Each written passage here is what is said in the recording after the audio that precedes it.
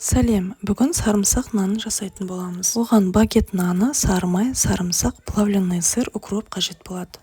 Алдымен нанымызды видеодағыдай кесіп аламыз.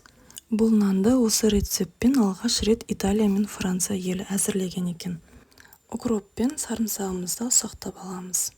Сарымсақ наны жоғары калориялы болғандықтан диета ұстанатындар мен салмағын жоғалтқысы келетіндер үшін көп тұтынбаған абзал.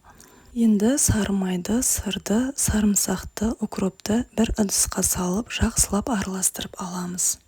Сарымсақ нанын Еуропа елдерінде таңғы асқа балғын цитрустық шырынмен ұсынатын көрінеді.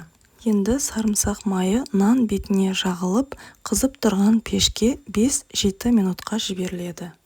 Жегенде тойымды әрі қытырлақ болып шығады. Егерде рецепт ұнаса, лайк басып, тіркеліп, қоңыраушаны басып кетуіңізді сұраймын.